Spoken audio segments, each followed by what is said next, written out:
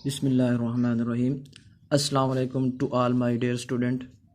उम्मीद है कि आप सब खैरियत से होंगे और अल्लाह के रहम से करम से मैं भी ठीक हूँ। अब्दुल मजीद साइंस एकेडमी की तरफ से मैं Tahir Usman first year chemistry आपको पढ़ाने लगा हूँ।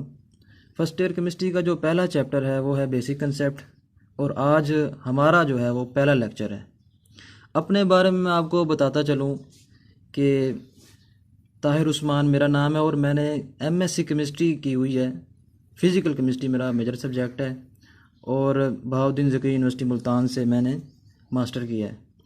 और केमिस्ट्री के हवाले से मैं आपको गाइड करता रहूँगा। जो भी सवालात होंगे, आपके इबाहम होंगे, अश्कालात होंगी केमिस्ट्री के हवाले से, वो आप मुझसे रब्ता करके या व्हाट्सएप के ज़रिए, यूट्यूब के ज़रिए कमेंट करके, या मुझे कॉल करके या मैसेज करके आप मुझसे पूछ सकते हैं, रब्ता कर सकते हैं, अपनी परेशानी, अपना सवाल हल कर सकते हैं।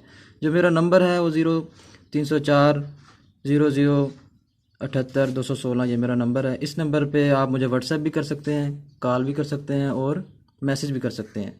तो चलो शुरू करते हैं हम आज का लेक्चर। जो मेरा लेक्चर जो मैंने आपको पढ़ाना है वो है एटम के बारे में, मैटर के बारे में। तो सबसे पहले जो मैटर है उसके बारे में आपको बताता चलूँ कि सिंपल कंसेप्ट ऑफ मैटर।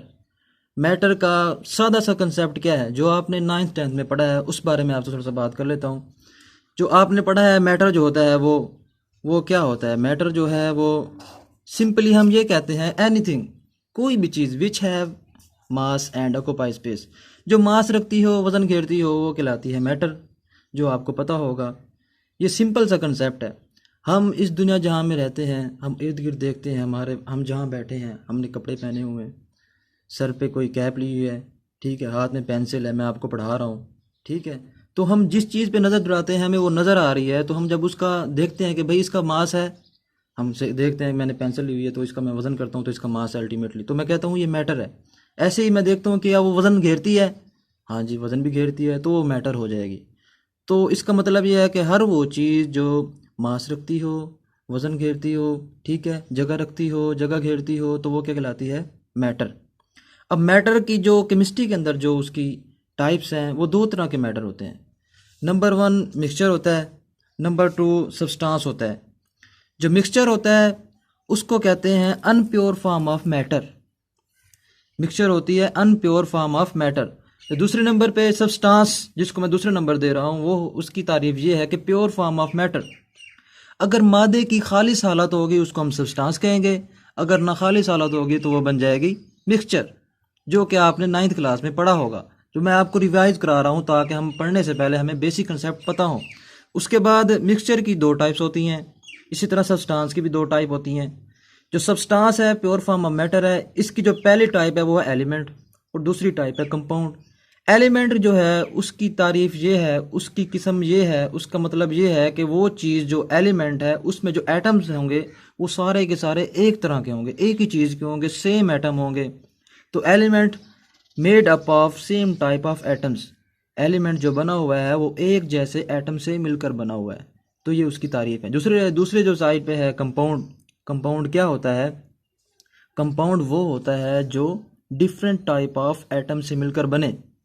जो डिफरेंट टाइप ऑफ एटम से मिलकर बनेगा वो कंपाउंड होगा, जो सेम टाइप ऑफ एटम से मिलकर बनेगा वो एलिमेंट होगा। जो कंपाउंड होगा वो 2 और मोर देन एटम से भी मिलकर बन सकता है। कम से कम 2 होंगे तो वो डिफरेंट हो जाएंगे, अगर 2 से ज़्यादा होंगे तो वो ज़्यादा ही डिफरेंट हो जाएंगे, ठीक है। कम से कम 2 का होना लाजमी है। अब इस तरफ मिक्सचर की भी 2 टाइप्स होती हैं, होमोजीनियस, हीटरोजीनियस। होमोजीनियस जो मिक्सचर होता है उसकी बस सादा लफ्ज़ों में आपको समझा देता हूँ, कंसेप्ट तो आपके पास होगा। यूनिफॉर्म कंपोजिशन होती है होमोजीनियस मिक्सचर की। और जो दूसरी तरफ हीटरोजीनियस मिक्सचर है उसकी जो कंपोजिशन होती है नॉट यूनिफॉर्म होती है। होमोजीनियस में ये होता है कि सारे का सारा मिक्सचर में एक जैसी कंपोजिशन होगी, एक जैसी, हर जहाँ से भी कोई चीज़ निकालेंगे वही चीज़ निकलेगी जो हर जगह पे होगी। जबकि हीटरोजीनियस मिक्सचर में ऐसा नहीं होता। जैसे फ़र्ज़ करें, मिसाल ले लें ज़मीन की, ज़मीन में से किसी जगह से हम ज़मीन का कोई हिस्सा निकालें, मिट्टी उठाएं, तो वहाँ पे कोई और चीज़ नज़र आएगी, पत्थर वगैरह होंगे, रेत वगैरह होगी, कोई और चीज़ नज़र आएगी। तो किसी और पहाड़ी इलाकों में निकालेंगे, मिट्टी को निकालेंगे, वहाँ पे पत्थर वगैरह नज़र आएंगे। किसी मैदानी इलाके में निकालें, वहाँ पे हमें सिर्फ ज़मीन, मगरी में ज़मीन मिल जाएगी। तो ये हीटरोजीनियस मिसाल है। उसके बाद हम बात करते हैं हिस्ट्री ऑफ एटम की, कि जो एटम है वो लफ्ज़ कहाँ से आया है, ये एटम का लफ्ज़ शुरू कहाँ से हुआ है, एटम से पहले क्या समझा जाता था, और उसके बाद मैटर। लॉन्ग टाइम अगो, सबसे पहले ये है कि लॉन्ग टाइम अवे, काफ़ी अर्सा पहले जो मैटर था उसके बारे में ये समझा जाता था कि वो मैटर जो है वो मेड अप ऑफ पार्टिकल्स, ये पार्टिकल से मिलकर बना है। जो मैटर है वो खुद भी एक चीज़ है जो पार्टिकल से मिलकर बनी हुई है, सबसे पहले ये समझा जाता था। तो जो पार्टिकल्स हैं उसके बारे में ये ख्याल किया जाता था ये इनडिवाइडेबल हैं, सिंपल हैं, इंडिविजिबल हैं।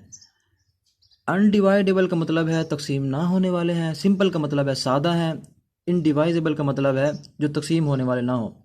ये दोनों वर्ड जो हैं ये एक दूसरे के सिनोनिम है, ये मुतरादिफ है, मतलब एक जैसे लफ्ज़ है, इनका मानी एक ही है। तो जो काफ़ी अर्सा पहले जो मैटर के बारे में समझा जाता था कि ये पार्टिकल से मिलकर बने हैं जो कि नाकाबिल तकसीम हैं, सादा हैं, उनको तकसीम नहीं किया जा सकता। उसके बाद अगले जो आए थे ग्रीक फ़िलासफ़र आए थे। ग्रीक फ़िलासफ़र जो थे उनका ख्याल था कि जो मैटर है इसको तकसीम किया जा सकता है। पहले ये ख्याल था कि इसको तकसीम नहीं कर सकता, ये सादा है, इनडिवाइजेबल है। लेकिन जब ग्रीक फ़िलासफ़र आए हैं, यूनान के जो लोग आए हैं, उन्होंने फ़लसफ़ा दुनिया को दिया है, वो उनका ख्याल था कि जो मैटर है वो हम उसको तकसीम कर सकते हैं। किस तरह तकसीम कर सकते हैं? Into smaller and smaller particle, मतलब मज़ीद छोटे से छोटे पार्टिकल में हम उसको तकसीम कर सकते हैं। फिर किस तरह तकसीम कर सकते हैं मज़ीद बताते हैं कि इनटू बेसिक यूनिट, कि हम उसको बेसिक यूनिट में तकसीम कर सकते हैं। बेसिक यूनिट में मतलब ऐसा ही एक लिमिट आ जाएगी तकसीम करने के बाद, छोटा होता होता एक ऐसी जगह पे पहुंच जाएगा कि उससे मज़ीद हम तकसीम नहीं कर सकेंगे, वो उसका बेसिक यूनिट बन जाएगा। पहले नंबर पर कि वो बेसिक यूनिट बन जाएगा, दूसरे नंबर पर हम उसको फर्दर डिवाइड नहीं कर सकते, नॉट फर्दर डिवाइड। तो ये दो बातें ग्रीक फ़िलासफ़र ने हमें बताई, उनके ख्याल के मुताबिक। जो यूनान के फ़िलासफ़र थे उन्होंने बताई कि मैटर को हम डिवाइड कर सकते हैं स्मॉलर स्मॉलर पार्टिकल में, जो पार्टिकल एंड में बच जाएंगे वो होंगे बेसिक यूनिट, और उन बेसिक यूनिट को हम फर्दर डिवाइड नहीं कर सकते। उसके बाद मैं आपको बताता चलूँ इसकी जो लिमिटेशन है ग्रीक फ़िलासफ़र की, जो थॉट्स थी उनकी लिमिटेशन या ड्रॉबैक्स, हम लिमिटेशन भी कह सकते हैं, ड्रॉबैक्स भी कह सकते हैं, उसकी कमज़ोरियाँ भी कह सकते हैं, उसकी जो लिमिटेशन महदूदात हैं वो भी बता सकते हैं। वो ये हैं कि जो उन्होंने आइडिया दिया था मैटर के बारे में वो not based upon experimental evidence, कि उनकी सिर्फ वो ज़ुबानी बातें थी, ज़हनी तख्लियात थे, सोच थी, उनके ज़हनी तस्वुरात थे, उनकी कोई एक्सपेरिमेंटल तजर्बाती तौर पर उनकी कोई तस्दीक नहीं थी। उन्होंने सिर्फ बात कर दी तो बात कर दी, बस उनकी कोई तस्दीक नहीं की। उनके पास सिर्फ ये बात थी कि उसको तकसीम करके हम बेसिक यूनिट पर पहुंच जाएंगे, फर्दर डिवाइड नहीं कर सकते, बस उनकी बात थी, उनका कोई सबूत नहीं था। अब उसके बाद बारी आती है डेमोक्रिटस। डेमोक्रिटस उसी का एक साइंसदान था, उन्हीं का। पहले मैंने ग्रीक फिलोसोफर की बात की है, उनमें एक डेमोक्रिटस एक साइंसदान था। जब उन्होंने उस पार्टिकल्स को जिनको बेसिक यूनिट का नाम दिया था, तो उनको डेमोक्रिटस ने कहा कि जो दोज पार्टिकल जो उन्होंने तकसीम किया था, जिनको फर्दर डिवाइड नहीं कर सकते, तकसीम नहीं कर सकते, उनको उसने एटम्स का नाम दिया था। जो एटम्स का लफ्ज़ जो है यहाँ से आया है, जो हम हिस्ट्री पढ़ रहे हैं ना, तो आपको पता होना चाहिए एटम का लफ्ज़ कहाँ से आया। डेमोक्रिटस ने कहा था, उनको नाम दिया था। जो एटम का वर्ड आया था वो एटोमस, जो वर्ड एटोमस है वहाँ से ड्राइव हुआ है। तो पहली दफ़ा जो एटम का वर्ड यूज़ हुआ था वो डेमोक्रिटिक्स ने यूज़ किया, जो कि एटोमस वर्ड से इस्तेमाल हुआ था, यहाँ से ड्राइव हुआ था, जिसका मतलब ही यही था कि इंडिविजिबल अनडिवाइडेबल, के मतलब नाकाबिल तकसीम, उस जिसको डिवाइड ना किया जा सके। तो ये डेमोक्रेटिक ने इसको एटम का नाम दे दिया था। उसके बाद मैं आपको कंसेप्ट देता जाऊँ। केमिस्ट्री के अंदर जब हम स्टडी करते हैं तो हम किसी चीज़ के बारे में जब हम डिस्कस करते हैं, स्टडी करते हैं, मुताला करते हैं, तो उसकी दो बुनियादों पर हम स्टडी करते हैं, उसकी मेजरमेंट करते हैं, उसके बारे में पढ़ते हैं दो हवाले से। पहले नंबर पे हम क्वांटिटेटिव स्टडी करते हैं, दूसरे नंबर पर क्वालिटेटिव स्टडी करते हैं। क्वालिटेटिव में आ जाती है क्वालिटी, प्योरिटी, वो चेक की जाती है। क्वालिटी को चेक करते हैं, प्योरिटी को चेक करते हैं कि उसकी जो क्वालिटी है वो किस तरह है, एक नंबर है चीज़, दो नंबर चीज़ है, प्योरिटी प्योर है या नहीं है, उसमें मिलावट तो नहीं है, ये आ गई क्वालिटी में। और दूसरे नंबर पर क्वांटिटी, मैं पहले नंबर पे इसलिए ये आपको बताया है क्योंकि मैंने इसके बारे में आपको बताना है, क्योंकि इस हवाले से बात हो रही है, इसलिए इसको दूसरे नंबर पे बता रहा हूँ। क्वान्टिटेटिव में आ जाती है क्वांटिटी, अमाउंट आ जाती है, वो चेक की जाती है कि इसकी जो क्वांटिटी है, अमाउंट है, जो इसमें जिन चीज़ों से मिलकर बनी है चीज़, क्या वही अमाउंट में है, उतनी मिकदार में है जितनी मिकदार में हम ले रहे हैं, तो ये उसकी क्वांटिटी आ जाती है, क्वालिटेटिव स्टडी आ जाती है। तो जब 17वीं सेंचुरी थी, डेमोक्रेटिक्स के बाद 17वीं सेंचुरी के अंदर जब उन्होंने स्टडी किया प्योर सब्सटेंसेस को, ठीक है, किस लिहाज से, क्वांटिटेटिव लिहाज से, मिकदारी लिहाज से, अमाउंट के लिहाज से, जब उन्होंने 17वीं सेंचुरी के अंदर प्योर सब्सटेंसेस को साइंसदानों ने स्टडी किया, तो जो ये पॉइंट्स आ गए, ये जो मैंने लिखे हैं नीचे, ये पॉइंट्स आ गए। उन्होंने बताया कि ये पॉइंट्स हमने स्टडी किए और ये रिजल्ट निकले हैं। तो following points are given below, जो कि few elements were component of many different substances.